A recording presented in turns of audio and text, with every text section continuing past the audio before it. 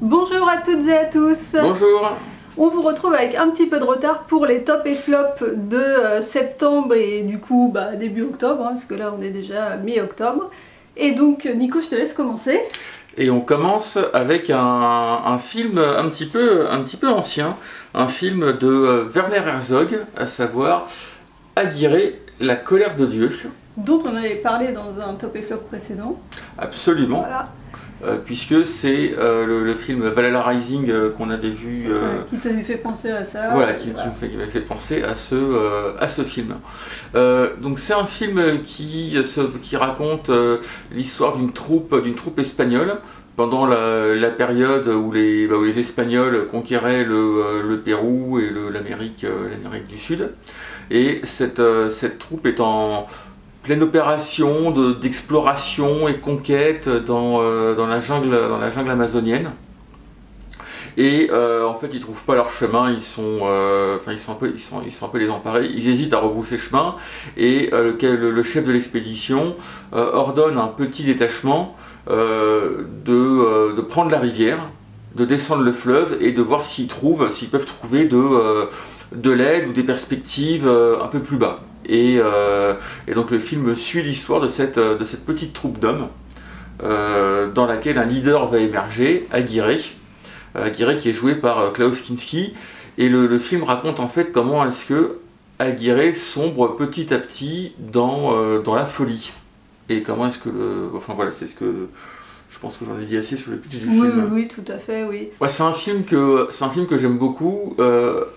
Aussi à cause du contexte dans lequel il a été tourné. Le film raconte vraiment les difficultés de cette troupe d'hommes qui descendent le fleuve en plein milieu de l'Amazonie.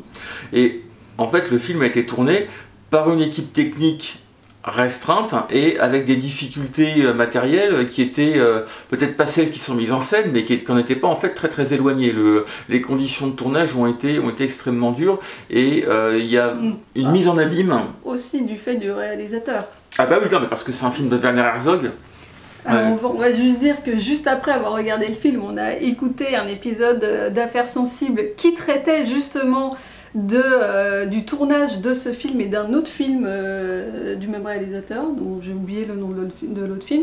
Et en fait, Affaires sensibles raconte comment est-ce que le réalisateur mettait en difficulté, mais sciemment, les acteurs et l'équipe de tournage, ce qui rend en fait... du coup, ça se voit à l'écran, voilà. Au final.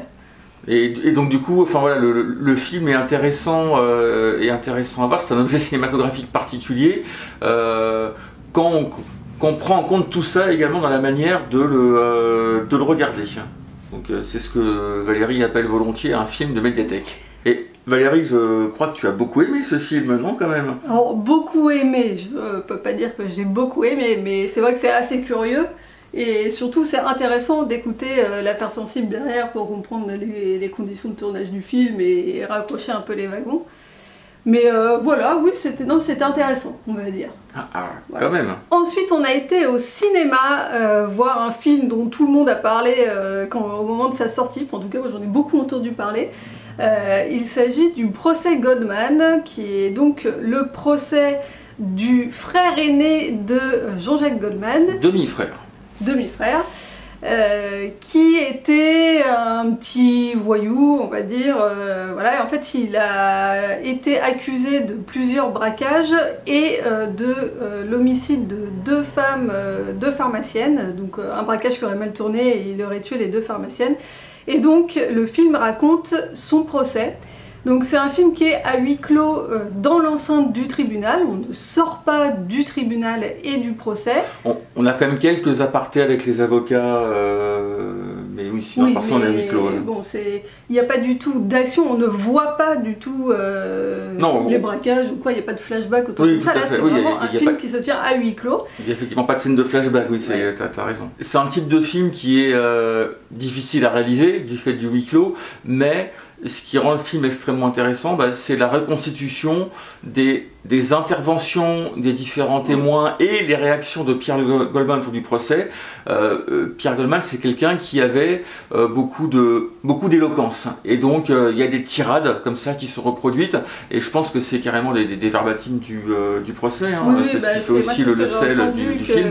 Le scénario, forcément, il y a des passages de dialogue qui sont inventés ou reconstitués, mais il y a aussi des passages entiers qui sont textos, qui s'est dit dans l'enceinte du tribunal.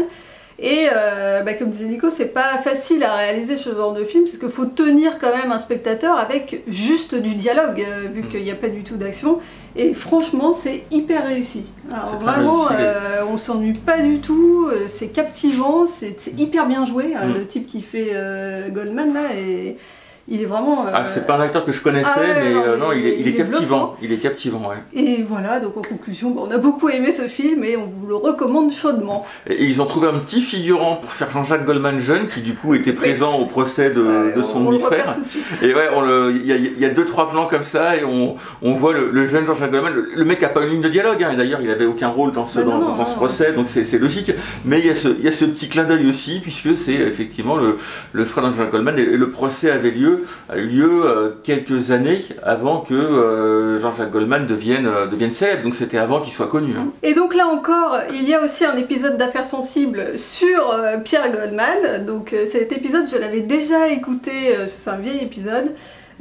Donc en fait je connaissais déjà un petit peu l'histoire de ce procès. Par contre l'épisode d'Affaires sensibles raconte la vie de Pierre Goldman plus globalement et pas juste le procès, alors que le film est vraiment basé sur le procès, hein, on raconte pas du tout le reste de la vie de Pierre Goldman. Et donc du coup je l'ai réécouté après avoir vu le film, et là aussi c'était très intéressant d'avoir cette affaire sensible en complément. Ensuite, toujours dans les podcasts, on va beaucoup parler de podcasts dans ces top et flop. J'ai écouté une série de podcasts qui est une série native de France Inter qui s'appelle In Utero, et qui parle de la grossesse, en fait, ce qui se passe in utero, comment est-ce que un bébé se développe, vraiment du stade embryonnaire, les premiers jours jusqu'à un petit peu après dans la grossesse. Alors il y a 2 saisons, et la première saison est captivante, c'est absolument fascinant. C'est très bien vulgarisé, donc même sans avoir des grosses notions de biologie, on comprend tout à fait. Donc si c'est un sujet qui vous intéresse un petit peu, ou si vous êtes curieux, vraiment je recommande à 1000% ce podcast qui est fascinant. Et ensuite je vais vous recommander un deuxième podcast, c'est la série de Very Good Trip sur Paul McCartney. Donc en fait souvent, Very Good Trip, c'est une émission de France Inter, c'est une émission musicale qui est présentée par Mishka Assayas. Je crois que j'en ai déjà parlé d'ailleurs dans les top et flop. Et souvent l'été, ils sortent une série de plusieurs épisodes sur un artiste, et donc cette année il y avait une série de 9 épisodes sur McCartney, et j'ai adoré. Alors il n'y a pas que la période Beatles de McCartney, il y a aussi toute la carrière qu'il a fait en solo derrière, et j'ai tellement aimé que je l'ai écouté 2 fois, parce que mon appli de podcast m'a reproposé les épisodes alors que je les avais déjà écoutés, je sais pas pourquoi, mais du coup je les ai réécoutés tellement ça m'avait plu. Ce qui est marrant dans cette série d'épisodes, c'est que on n'a pas la carrière de McCartney par ordre chronologique, mais en fait, il regroupe dans chaque épisode un style musical de McCartney. Donc on a le style rock, le style plus folk, le style musique du monde, voilà. Et du coup c'est très intéressant de faire le lien comme ça entre des chansons des Beatles et des chansons de sa carrière solo après, où il a eu un deuxième groupe, je crois que c'était The Wings, mais je suis plus très sûre, je vous mettrai dans l'écran. Et donc du coup Mishka Assayas raconte un peu comme ça les influences que les musiques qu'il écoutait ont pu avoir sur sa création. Et voilà, c'est très intéressant, c'est de la bonne musique, moi en tout cas j'aime beaucoup McCartney, donc ça m'a fait très plaisir d'écouter tout ça. Je l'ai bien vendu. T'as envie d'écouter McCartney ? Pas du tout. Pour finir, je l'avais annoncé lors de l'épisode précédent, il n'y aura plus d'instant Van Damme. Quelle tristesse. N'est-ce pas? Mais t'en as bien profité, et je pense que... pendant 2 ans, ouais. Et je pense que ta culture cinématographique en est sortie grandie. Ah bah alors ça, oui, je n'en doute pas. Oui, heureusement que je suis là. Et donc je poursuis mon œuvre, mon entreprise d'acculturation de Valérie sur d'autres thématiques. Et là, ce mois-ci, nous avons regardé le tout premier Fast and Furious.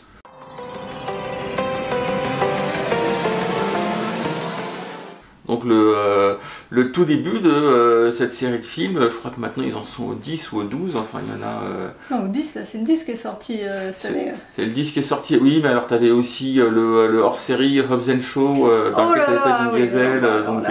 Oui, mais s'il y a des spin-offs en plus, ça va être compliqué. Oui, bah, c'est complexe, oui, bah accroche-toi. Donc le tout premier Fast and Furious, c'est pas encore une franchise, c'est pas encore une série de films à succès, et à l'époque, Vin Diesel commence à être un peu connu, mais c'est le seul acteur qui a un petit peu de carrière grand public derrière lui. Michel Rodriguez est très très peu connu à ce moment-là, et Paul Walker est un parfait inconnu. Mais est-ce que c'est pas justement grâce à Fast and Furious qu'ils ont été connus? Ah mais c'est bien, c'est très bien, c'est exactement ça, bravo, voilà. Bravo, bien suivi. Hein. Et surtout aussi à l'époque, il n'y avait pas non plus les budgets qu'il peut y avoir aujourd'hui pour le film. Donc on n'est pas dans des cascades, dans des cascades démesurées. Et il y a peut-être même un scénario un peu plus construit que ce qu'on peut voir dans certains épisodes qui suivent. Ah bon? Parce que après c'est pire. Hein. Parce que déjà, excuse-moi, mais le scénario. C'est insupportable. Bon, alors c'est pas un demi-post-it comme les films de Jean-Claude Van Damme, comme certains films de Jean-Claude Van Damme. Ouais, c'est ça. On va dire que c'est un post-it entier, mais bon. Voilà. Bon, est-ce que tu as un petit peu aimé ce film quand même, Valérie? Franchement, c'était pas terrible. Le scénario est pas dingue, c'est complètement téléphoné, on sait dans les 4 premières minutes tout ce qui va se passer sur tout le film. Et puis le film est très années 2000, enfin, tu m'excuseras, mais c'est ça qui est intéressant aussi, c'est que du coup, tout comme tu peux voir des films d'action des années 80-90, tu dis ah mais ça c'est les années 80, ça c'est les années 90. C'est très représentatif des années 2000. Et bah, tu prends le premier Fast and Furious, tu fais oh putain ça c'était le film d'action, les films d'action des années 2000 ou du début des années 2000. Et non mais en ça, ce film aussi c'est un objet culturel, c'est aussi le témoin de son époque. Et donc là encore, moi j'ai des podcasts à vous recommander en lien avec Fast and Furious. L'épisode de Blockbuster qui est sorti cet été sur Fast and Furious, voilà, qui raconte des petites anecdotes très marrantes comme le fait que Michel Rodriguez n'avait pas le permis quand elle a tourné Fast and Furious, alors c'est quand même un film de voiture. Hein. Enfin, le premier film, après. Ouais, alors après on sait pas, on sait pas, du coup, on sait pas quand il l'a passé. Mais bon, voilà. Et aussi, 2 heures de perdu, ils ont aussi fait un épisode sur Fast and Furious, donc bon, 2 heures de perdu, j'en ai déjà parlé plein de fois dans les tops et flops. Évidemment, l'épisode est à mourir de rire, comme tous les épisodes de 2 heures de perdu. Et voilà, c'est tout pour nos tops et flops du coup 1 mois et demi, là, septembre et début octobre. Voilà, Nico, on te retrouve. Alors, je sais pas quand, du coup, je sais pas si on fera des top et flops début novembre, comme là on est quand même assez en retard, donc ce sera peut-être début décembre, ça fera 1 mois et demi aussi. Puis il faut le temps qu'on regarde le deuxième Fast and Furious. Oui, très important.